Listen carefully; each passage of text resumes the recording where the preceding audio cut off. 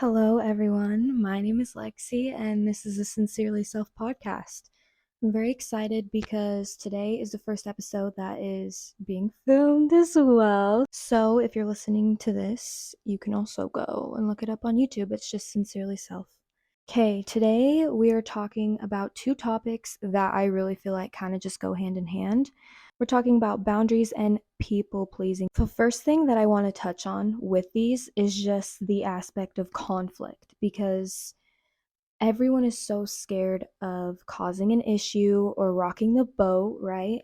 But at the end of the day, if we're not willing to fight for the things that we want, why would anyone respect them? If we're not willing to stand our ground, no one is going to respect it. So, conflict could happen anytime, anywhere, regardless of anything, right? But the reason it's so important to be okay with this conflict and fight for your boundaries is because not everyone is deserving of your energy. You need to recognize, as cheesy as it sounds, you are important and you matter. Your opinion and your feelings are just as important as everyone else's, okay? So, if your emotions and you not being okay with something causes a conflict, there may be a need for further communication or honestly just an evaluation of that relationship with that person. Because at the end of the day, if you're setting boundaries, there's one of two outcomes that could happen, right? The person you are trying to set a boundary with is going to accept it and be willing to adapt, or they're not going to be able to. But living in silence and putting yourself last is not ever going to benefit you. You are worthy of feeling good and taken care of. There is this house analogy that my therapist taught me, and I talk about it all the time to anyone who will listen. The house analogy pretty much is just like the tiers of how you should place people in your life based off of how they make you feel. Personally, I'm all for cutting ties if someone's not serving you, if they've done something wrong. It is a very, very hard thing to do. It can be a little bit harsh. So sometimes we just need to set boundaries with people, how often we see them, how often we're communicating with them, whatever, so that that relationship is the healthiest it can be. Sometimes you need to create that distance for a relationship to be happy. When I say relationship, I mean platonic, romantic, any sort of relationship in your life. Boundaries are going to apply to. So the house analogy is, would you want someone who is constantly screwing you over, constantly using you? Would you want them in your kitchen, in your dining room table, knowing all your secrets, access to all of your stuff? If this was just actions you saw, you would not want someone like that right in your living room. You might want them on your porch. So there's like people who are in your living room, there's people who are on your front porch, right? They're welcome, but they're not needed all the time. There's some people who are in your front yard. There's quite a bit of distance. You see them every once in a while.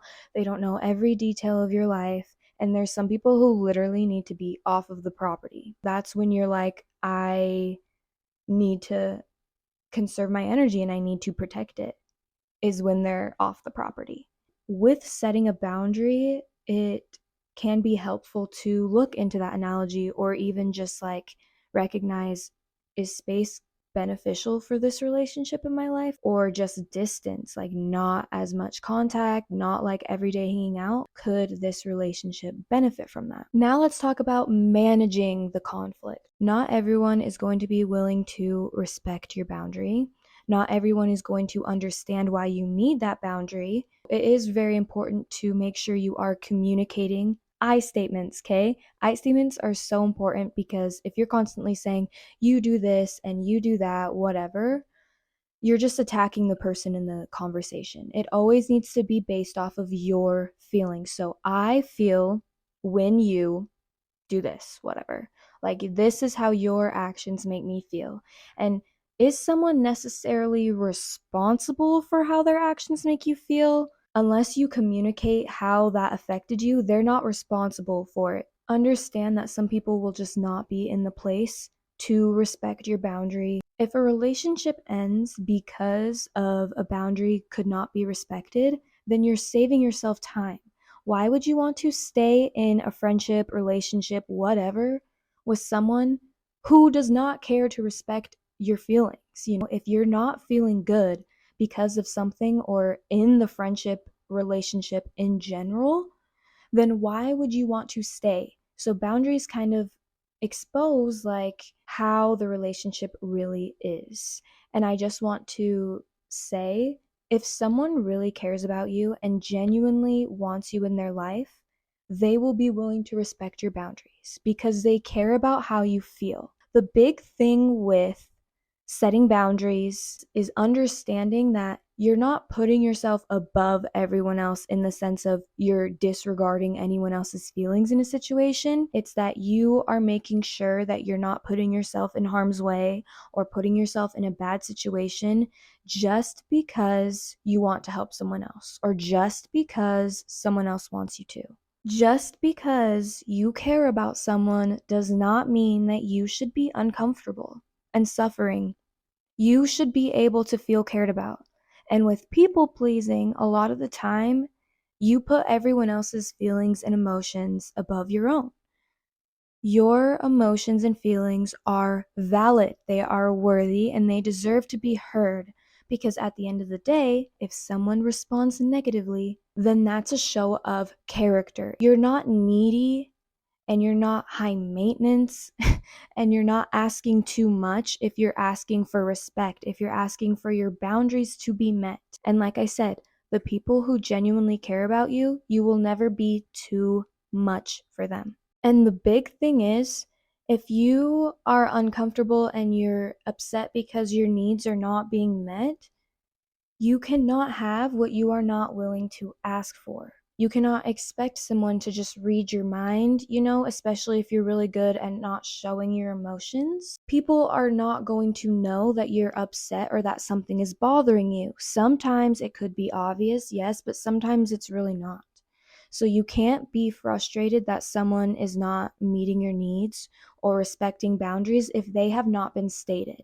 I cannot stress enough how important communication is in every single aspect, but specifically with boundaries. They need to be communicated, otherwise, there could be misunderstandings. It's very important to be comfortable with communicating your needs. I get it is very, very scary though. I completely understand that, and that's so valid. But like I said, at the end of the day, you will not get what you are not willing to ask for. Setting boundaries with people is scary. It's a very intimidating and vulnerable place to be in, but difficult conversations are the way to get what you desire. If you're not willing to discuss your needs and stand for them, no one is going to respect them, and you're not going to get treated the way you need to and the way you desire to. All right, now let's get into people pleasing. Like I said, I was an avid people pleaser. Like, if I found out someone didn't like me, it would ruin my day. Seriously, other people's opinions had such an effect on me. Qualities of being a people pleaser is changing your interests or things like that because you think it'll make someone like you more, willing to change things about yourself to make someone like you more, willing to bend over backwards for other people because of the fear of rejection, never voicing your needs, being way too go with the flow, just pretty much trying to be anything and everything for everyone without actually taking yourself into accountability. It's like being scared to be your authentic self because you're scared of what other people might think. Let's talk about how this kind of starts, because I think it's important to know where it comes from. Not to be a little therapist or anything like that, but most of the time this starts very young. It starts in your childhood when your main caregivers are not validating you, right? They're not giving you that attention. When you feel disregarded, you will do anything for that approval. You learn to need this approval. However, stopping the people pleasing is hard. You've lived this way your whole life up until now, but if you're recognizing these actions, it's because it's no longer serving you. Like, you are ready to move past it and move into a new version of you. To stop people pleasing, you have to learn a new way of living. You have to change your reactions to life. You have to change your views on yourself. You have to view yourself as worthy. Your opinion is just as worthy as the other person's. Your feelings are just as worthy as the other person's, because with people pleasing, it's really easy to kind of have that tunnel vision and feel as if you can only focus on one person's emotions and it can't be yours, it needs to be theirs. But you're doing it honestly in a place of selfishness because you're doing it to seek that validation. So, recognizing that is the first step. And it's a hard pill to swallow. Recognizing the fact you're a people pleaser is like, oh, okay, like, all right. It's like a punch in the face. These are the things that you can change in your day to day life to start changing that way of living.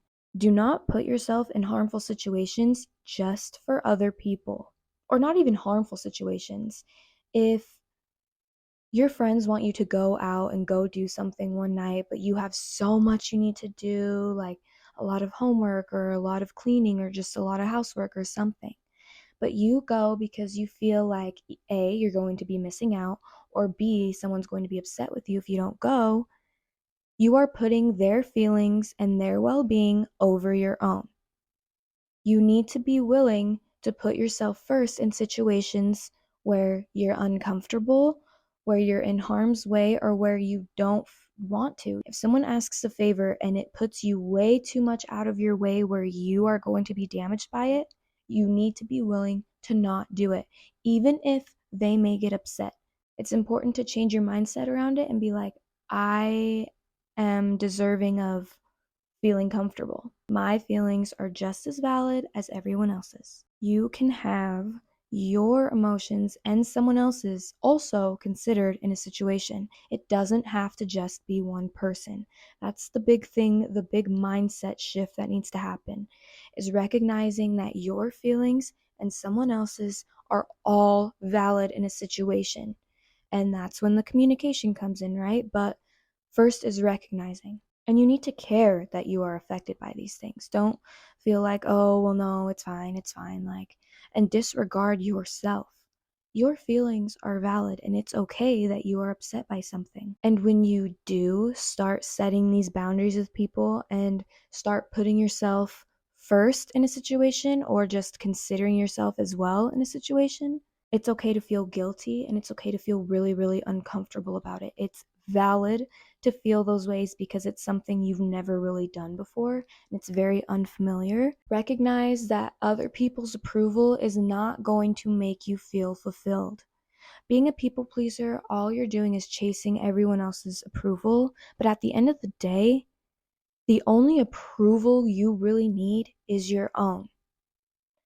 When you are being your authentic self, and we've talked about this, I believe it was the first episode, your authentic self is just your happiest self when you're living the life you want to live. You're doing the things that you want to do, the things that bring you real happiness, acting the way that makes you feel the most yourself.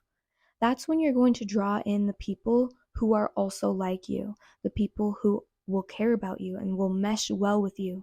If you're too busy trying to be like everyone else, you are not going to run into the right people. And when you start changing into your authentic self, when you've been denying it for so long, there are people who will leave your life because you're not compatible anymore. And that is okay, because not everyone is compatible, but your opinion is valid and your authentic self is the best version of you that you can be, and it will bring you into the best situations in your life. Another thing I want to say about people pleasing really quick, I'm not trying to bash you if you have these qualities, if you have these traits, because at the end of the day, people who are people pleasers, A, they've been through shit. B, they are very, very caring people in all reality. They're just doing it in a manner that is a bit toxic. If you're people pleasing in a romantic relationship, a friendship, any sort of relationship, you're being a bit toxic because you're agreeing to what they say, even if you don't agree. You're acting in ways in which you don't necessarily want to. You start doing things that you really wouldn't do otherwise, just for the fact of seeking their validation and making them like you. That is toxic, okay? Even though it's not coming from a toxic place, it is toxic. As someone who is a people pleaser, it is toxic and it will affect your relationships. The process is hard, but it is worth it. I feel like I'm still working on my boundaries and being able to set them, but I'm much better than I was before, even though it was very, very hard to change the way my brain would pretty much react. Now I'm able to set good boundaries and help people who struggle with setting boundaries. I have a lot of people I love in my life come to me and be like, "You're good with this, with boundaries. Like, how do I do this?" And hearing that, I'm like, you think I'm good with boundaries? It's so worth the journey. That is it for this week's episode. I hope you guys enjoyed. If you are on YouTube, make sure you subscribe and leave a like. Comment what you would like to hear me talk about in the future, or tell me about how your week went. If you are just listening to the podcast, give me a little comment, a little 5 stars, and I will see you guys next week.